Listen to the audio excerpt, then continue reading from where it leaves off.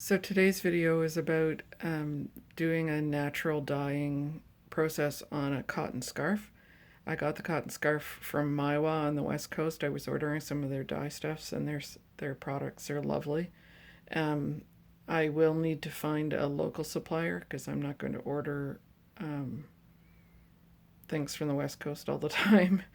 But for the first pass, it was lovely to use it. So what I did was I went out on a nature walk. I picked a whole pile of products, plants that I understood to have good color, rolled them all into a ball on the scarf, and then steamed it.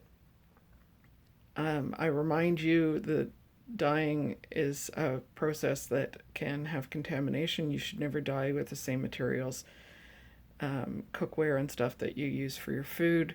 I chose plants that I knew to be safe because steaming, I wasn't sure what would happen with some of the products, and I didn't want to get that stuff into the air of my house. So follow all safety procedures when you're doing this kind of work. And I'm just doing it as an experiment for a potential fall workshop. And so I like to really test my craft processes beforehand. So here it goes. Weekend, I managed to get it together to do what do they call this? Uh, Natural dyeing steam bundle.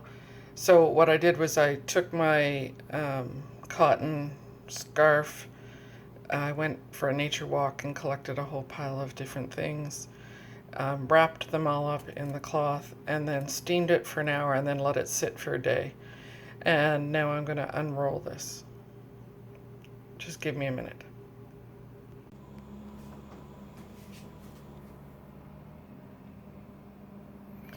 So the color isn't coming out particularly well on this. I did write theoretically what the things were. Queen Anne's lace here gave a slight green. Birch leaves seem to have given slight purple, which is kind of interesting. The maple keys gave a little bit of orangey brown. So that's this first section. Last section, oak leaves here, and sumac. I think they're bracts. They're not technically berries or anything, but gave a nice pink. We'll see if that lasts. I'm going to go shake this out outside, and then I'm going to give it a good iron to try and heat set the colors, and then we'll see what it looks like.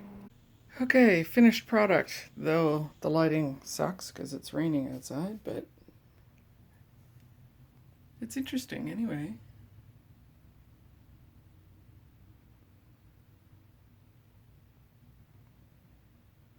The sumac bracts made a nice pink down here on the bottom.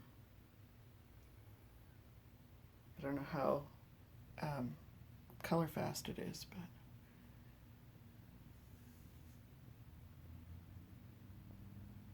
but ta-da! So I finished the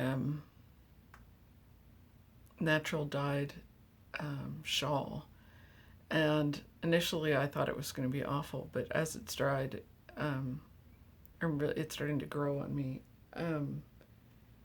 I wish there'd been a little bit more imprint of what the shape of the leaves and the shape of the berries and things, but there's all sorts of variables I can change for the next time. I could pick earlier in the morning. I don't know what the best time to pick leaves are to make sure that they have the most tannins in them.